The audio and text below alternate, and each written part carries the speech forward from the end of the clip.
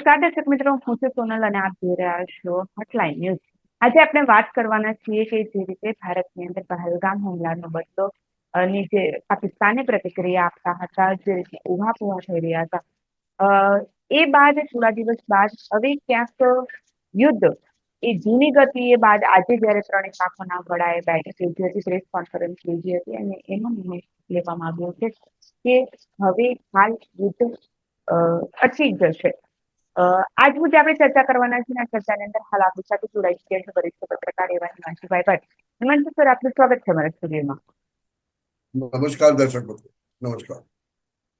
હિમાંશુભાઈ, જે રીતે ત્રણેય પાંખોના વડાએ નિર્ણય આપ્યો છે, પ્રેસ કોન્ફરન્સમાં એવું જણાવ્યું છે કે હવે યુદ્ધ વિરામ પર આવી ગયું છે. આ ઘટનાને તમે કઈ દ્રષ્ટિએ જુઓ છો? વિરામ પર નથી આવ્યો. આજે કહેવામાં આવ્યું સ્પષ્ટપણે, આજની પ્રેસ કોન્ફરન્સમાં જુઓ તો સૌથી સારું વાક્ય તો મને એ લાગ્યું, ભયબીન હોય ને પ્રીત. મતલબ શું થયો કે ભય વગર પ્રીત થશે નહીં. ભારત તૈયાર બેઠું છે. ઓપરેશન સિંદૂર હજુ ચાલી જ રહ્યું છે અને ભારતે પોતાના તરફના પુરાવાઓ આપ્યા છે અને કહ્યું છે કે જ્યારે અમારું યુદ્ધ આતંકીઓ સામે છે, પાકિસ્તાનની આર્મી સામે નથી, પણ પાકિસ્તાનની આર્મી જો મુકાબલો કરવાની કોશિશ કરશે તો પાઠ ભણાવવામાં આવશે. અને ભયબીન હોય ને પ્રીત મતલબ બહુ સ્પષ્ટ કરી દેવામાં આવ્યું છે આ એક જ વાક્યમાં કે હવે અમે છોડવાના નથી. આમ જોઈએ તો જ્યારે પહેલા કહેવાતો યુદ્ધ વિરામ થયો હતો, એનું કારણ શું હતું એ સમજવાની જરૂર છે.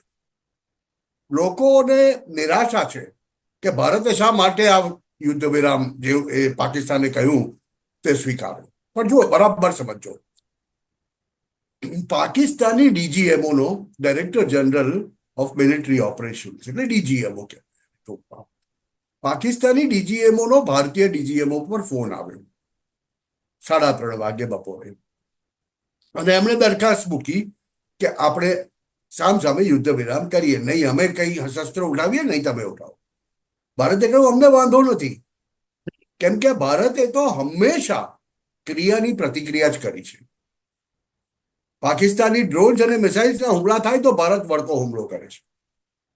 છેલ્લા 3 દિવસથી આ જ પ્રક્રિયા ચાલુ રહી હતી. ભારતે કહ્યું અને 5:30 વાગ્યાથી નક્કી થયું, પણ એ દિવસે રાતના પણ પાકિસ્તાની સૈનિકોએ એ યુદ્ધ વિરામનો એમના તરફથી જ તોડવાનું એ કરી નાખ્યું. ભારતે તો સ્પષ્ટ કહ્યું છે સેસેશન ઓફ હોસ્ટાઇલ એક્ટિવિટીઝ એટલે કે આક્રમક કાર્યવાહીથી અમે દૂર રહીશું. બહુ સિમ્પલ ભારતે તો કહી દીધેલું છે. ભારતે યુદ્ધ વિરામ જેવી કોઈ વાત જ નથી કરી. આમાં કેટલાક આંતરરાષ્ટ્રીય પરિબળો છે, પણ આજે આપણે ભારત પાક ઉપર કોન્સન્ટ્રેટ કરીને વાત કરીએ. ડોનાલ્ડ ટ્રમ્પે દોડડા પણ કરીને ભારત પાકિસ્તાન વચ્ચે યુદ્ધ વિરામ થઈ ગયો એવું ટ્વીટ દુનિયામાં પહેલા કરી દીધું. હવે જે વસ્તુ ભારતીય સરકાર દ્વારા આવી જોઈતી હતી ડોનાલ્ડ ટ્રમ્પે કરી દીધું અને પછી પોતે બહુ મોટા માણસ છે એવી વાત કરવાની શરૂ કરી. હવે જે ભારતને સ્વીકાર નથી, ભારત પાકની વચ્ચે કોઈ આવશે નહીં એ વાત ભારતે બહુ સ્પષ્ટ કરી દીધી છે. નક્કી એવું થયું હતું કે સોમવારે બપોરે 12 વાગે બંને ડીજીએમઓની ફરી સામે આ રીતે આપણે જે રીતે વાત કરી રહ્યા છીએ તે રીતે ડિજિટલ મીડિયાથી વાત થવાની હતી, પણ એ થયું નથી. અને આજે 3 વાગે ભારતીય ત્રણે ડીજીએમઓ, ત્રણેય પાંખના DGMO, director general of military operation, director general of navy, director general of air force, એમની આ પ્રેસ કોન્ફરન્સ આપણે હમણાં જોઈ અડધા કલાક. તેમણે બહુ સ્પષ્ટપણે કહી દીધું છે કે ભારતીય સેના પ્રિપેર્ડ છે અને ભારતીય સેનાએ જે નુકસાન પાકિસ્તાનને પહોંચાડ્યું છે તેની પિક્ચર સાથેની માહિતી આજે આપી છે. ડીજીએમઓ ભારતીય તો એટલે કે એરફોર્સના ડીજીએમઓ તો બહુ સ્પષ્ટ શબ્દોમાં બતાવ્યું છે નૂર ખાન એરબેઝ. નૂર ખાન એરબેઝના રનવે ઉપર મોટું ક્રેટર પડી ગયું છે એવો પિક્ચર બતાવ્યું છે.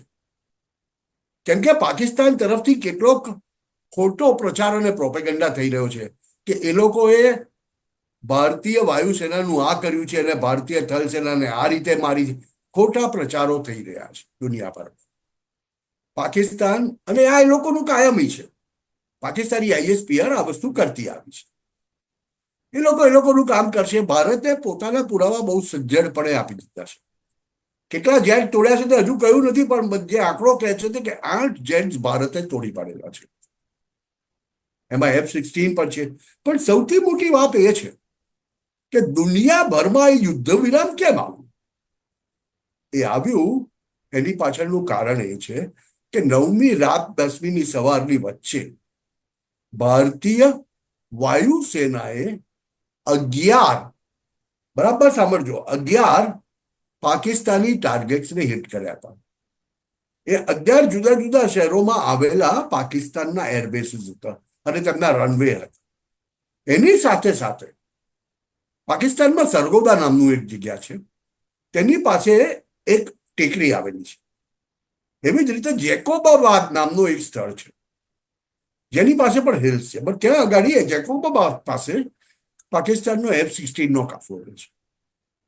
કંઈક બને છે એવું કે પહેલા જેકોબાબાદના વિસ્તારમાં રિક્ટર સ્કેલ ઉપર 5.7 ની તીવ્રતા ગણાય એવા કંપનો મળે છે.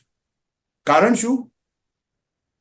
કે ભારતીય વાયુસેનાએ પાકિસ્તાની એર ડિફેન્સને ધ્વસ્ત કર્યા પછી જે બોમ્બિંગ કર્યું તેમાંના કેટલાક બોમ્બ એમ કહેવાય છે કે પાકિસ્તાનની ન્યુક્લિયર મટીરિયલ રાખતી સાઇટની પાસે પડ્યા છે અને આને કારણે આ કંપન થયું છે. આવી જ કંઈક વસ્તુ સરગોદામાં થઈ છે. સરગોદામાં પણ એ લોકોની ફિશન મટીરિયલ, ન્યુક્લિયર બોમ્બ બનાવવા માટે જે જરૂરી પદાર્થો હોય એના સ્ટોરેજની અંડરગ્રાઉન્ડ ફેસિલિટી છે ટેકરીની અંદર. આવું જ કંઈક જેકોબાબાદની બાજુમાં પણ છે. એટલે ટૂંકમાં ભારતે એ લોકોના ન્યુક્લિયર વેપન બનાવવાની જે જગ્યાઓ છે તેના માટેનું મટીરિયલ જ્યાં સ્ટોર થતું હતું તેને પણ ધ્વસ્ત કરી દીધા છે. આને કારણે આખી હવામાં રેડિયેશન ન ફેલાઈ જાય એ ચેક કરવા માટે IAEA જે આંતરરાષ્ટ્રીય સંસ્થા છે, અમેરિકાનું એક રેડિયેશન ચેકિંગ વ્હીકલ પાકિસ્તાનની અંદર આવીને હવામાં ઉડી રહ્યું છે અત્યારે, કે ન્યુક્લિયર રેડિયેશન ફેલાયું તો નથી. અને જ્યારે આ ઘટના બની સવારના પોરમાં 1:30 થી 4:30 વચ્ચે, એટલે પાકિસ્તાની સત્તાધીશો ગભરાઈ ગયા અને એમણે યુએસમાં એમના બાપને ફોન કર્યો. યુએસએ એ પાકિસ્તાનનું નાજાયજ બાપ છે, એને ફોન કરવામાં અને કીધું અમને બચાવી. આ ઘટના પછીની જે કાર્યવાહી થઈ બધી, અને ભારત માટે તો બધું સ્પષ્ટ હતું પહેલેથી કે અમે તો આતંકીઓને ઢેર કરીએ છીએ અને આતંકીઓને અમે ઢેર કરીએ છીએ તેમાં જે કોઈ વચ્ચે આવશે એટલે અમે ખતમ કરી નાખશું. ભારત પોતાનું કામ કરી રહ્યું છે. પછી ભારતીય સીમા ઉપર તમે હુમલો કરશો તો એનો જવાબ આપશું અમે, અને એ જ ભારતે કર્યું. આમાં ખબર પડી ગઈ કે ચાઇનીઝ મશીનરીની કિંમત કેટલી છે. પાકિસ્તાન પાસે એર ડિફેન્સ સિસ્ટમ બધી ચાઇનીઝ છે. એ લોકો ઘણા બધા વિમાનો ઉડાડે છે તે ચાઇનીઝ છે, અમેરિકન વિમાનો છે, જેને ભારતે સંપૂર્ણપણે ધ્વસ્ત અને નેસ્તોનાબૂદ કરી દીધા. એનાથી અમેરિકાને પણ બહુ મોટો ફટકો, એ લોકોને પણ નથી ગમ્યું, અને at the same time Chinese military market ખતમ થઈ ગયું છે. જે F-17 હોય, HQ-10 હોય, HQ-13 હોય, કોઈ પણ પ્રકારના વિમાનો ચાઇનીઝ હવે વેચાશે નહીં. આ બહુ સ્પષ્ટ થઈ ચૂક્યું છે. હવે આવી સ્થિતિની અંદર ભારતે પોતાનો ઓબ્જેક્ટિવ, ઓપરેશન સિંદૂરનો જે ઓબ્જેક્ટિવ હતો કે ત્રાસવાદીઓને, આતંકીઓને મોતને ઘાટ ઉતારવા, તે અચીવ કરી લીધો. બીજું, સંપૂર્ણપણે એર સુપિરિયોરિટી. પાકિસ્તાનનું એક પણ ડ્રોન, એક પણ મિસાઇલ કે એક પણ વિમાન ભારતીય સીમામાં અંદર આવીને ભારતની કોઈ પણ ફેસિલિટી ઉપર ત્રાટકી શક્યું નથી. જેની સામે ભારતીય વિમાનો, ભારતીય ડ્રોન, ભારતીય મિસાઇલ મન ફાવે ત્યાં પાકિસ્તાનમાં જઈને ફાટતા હતા, મન ફાવે ત્યાં જઈને ફરી આવતા હતા. પાકિસ્તાનની એર ડિફેન્સ સિસ્ટમ સંપૂર્ણપણે નાબૂદ કરી. અને આ જે ખાન એરબેઝ છે તે તો રાવલપિંડી, પાકિસ્તાની સત્તાવાળાઓની ઊંઘ હરામ થઈ. આ જે એક કહેવાતો એનો એક તરફી યુદ્ધ વિરામ જે પાકિસ્તાન અને અમેરિકાએ જાહેર કર્યો ને, કે ભારતની તો શરતો, ભારતે તો બહુ સ્પષ્ટ કહ્યું છે કે અમે 2 દિવસ માટે અમારી બધી જે હોસ્ટાઇલ એક્ટિવિટીઝ છે તેને બંધ રાખીએ છીએ, બસ ધેટ્સ ઓલ. અને ખાલી તે સરહદ ઉપર. આનો મતલબ એ નથી કે સિંધુ જળ સમજૂતીમાં પણ અમે વાત કરી, નહીં, એ તો એમ જ રહેશે ભાઈ. અમે ઇકોનોમિક બ્લોકેટ જે કર્યું છે, શરૂ કર્યું છે, તમારી સાથે ધંધો નહીં કરવાનું નક્કી, તે તો એમ જ રહેશે. ભારત સરકારે આ વાત બહુ સ્પષ્ટ કરી છે. એટલે આને સમજવાની વાત કરીએ જ્યારે આપણે, ત્યારે એક તરફ યસ, ચોક્કસ એક દુઃખ છે કે કદાચ 3 દિવસ વધારે ચાલ્યો હોત માર મારવાનું તો પાકિસ્તાન સંપૂર્ણપણે ખોખલું થઈ ગયું હોય. ઘણા બધા ભારતીયો એવું ઈચ્છે છે કે આપણને 70 વર્ષથી હેરાન કરે છે, એક વાર ખોખરા કરીને મારી લો. તો કેમ આપણે ચાલુ ના રાખ્યું? આપણે શા માટે આ સ્વીકાર્યું? આના માટે દુઃખ ઘણાને છે. પણ દર્શકો, તમને એક વાત કહી દઉં, આપણે લાંબુ જોવું પડશે. ખાલી મર્યાદિત વાત નહીં કરાય. યુદ્ધ લાંબુ ખેંચાય તેમાં આર્થિક ફટકો જીતનારાને પણ પડતો હોય છે.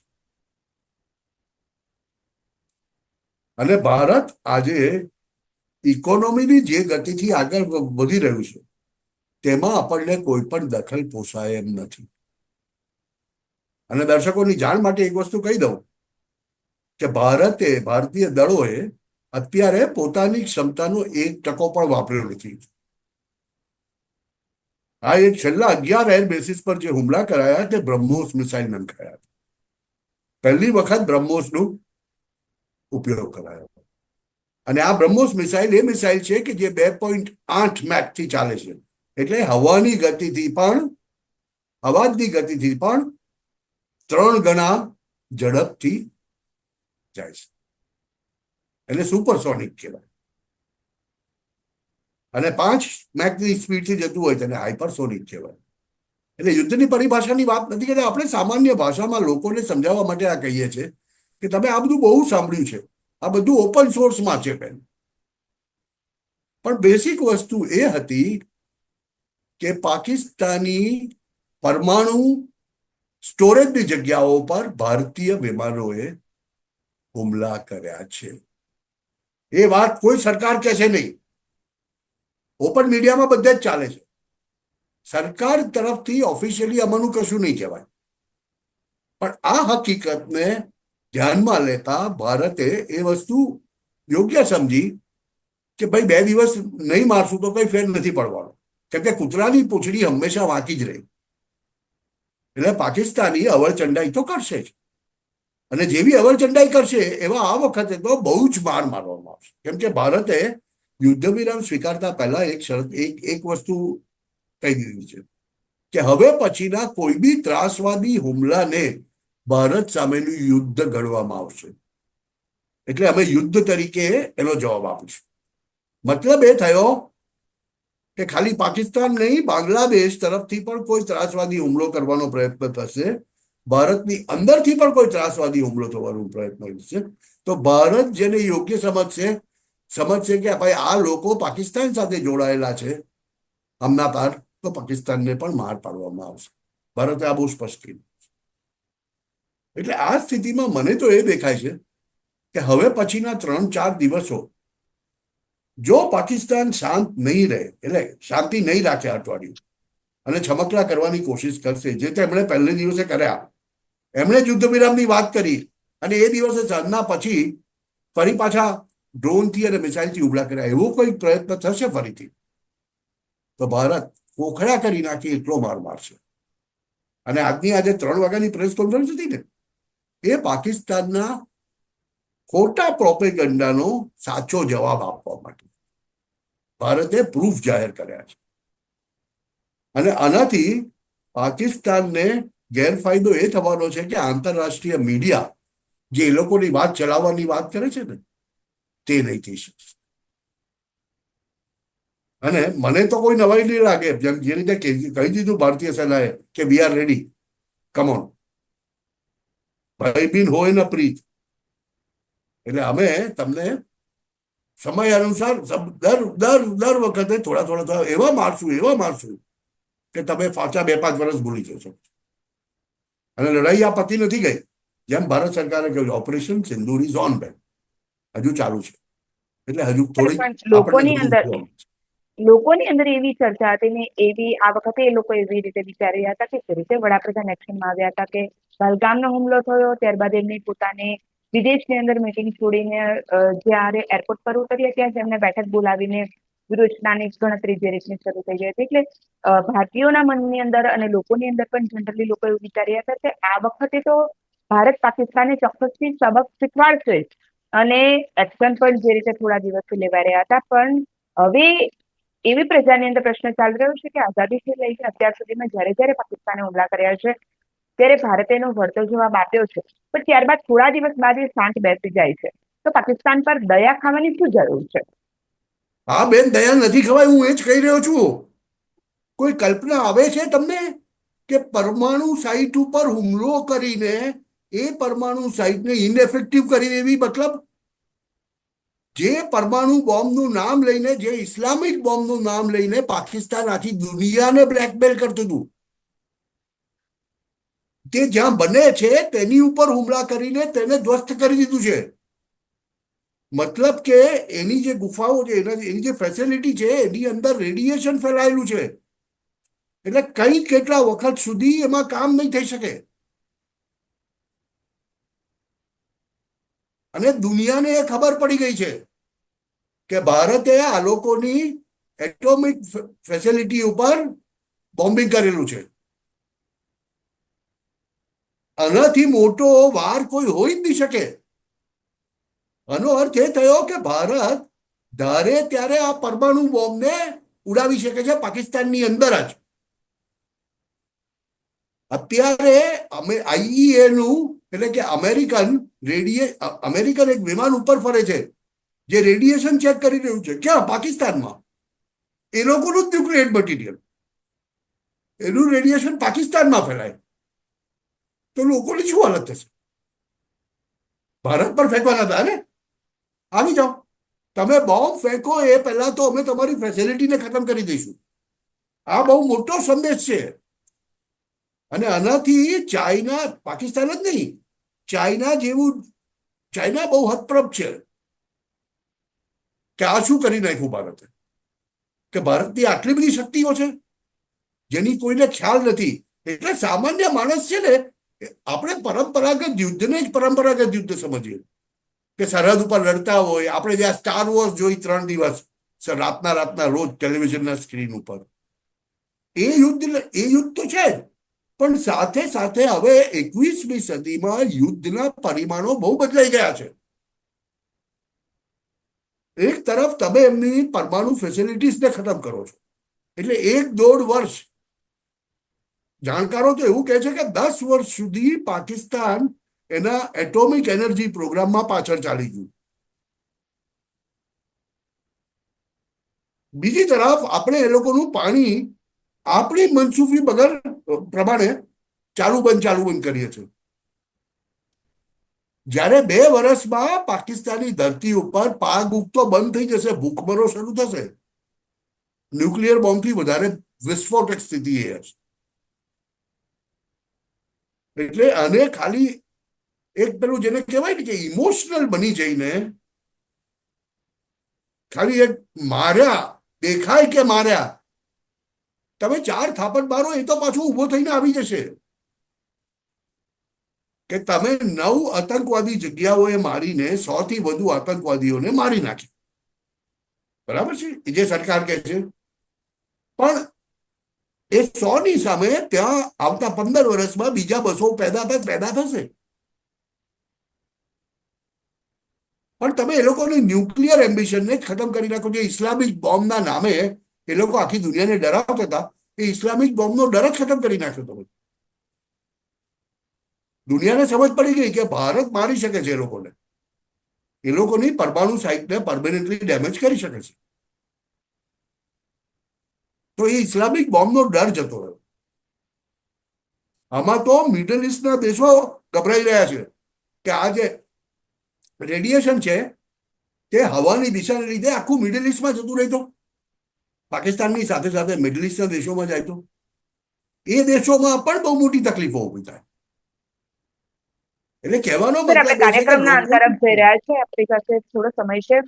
અંતે એ પ્રશ્ન પૂછવા માંગીશ કે જે રીતે પાકિસ્તાનને ભારતે પોતાની શક્તિ બતાવી, 100થી વધુ આતંકીઓનો ખાત્મો કર્યો, એમનું જે પરમાણુ જે સાઇટ્સ હતી એને ખતમ કરી, તો આ બધી જે એક્શનને જોઈને આપને લાગે છે કે પાકિસ્તાન હવે શાંત બેસશે અને એમનું શાન ઠેકાણે આવશે? કે દુનિયાને બતાવવા, એ લોકોને બતાવવા એ કૂતરાએ એની પૂંછડી વાંકી રાખવી જ પડે. અને એ પૂંછડી વાંકી જ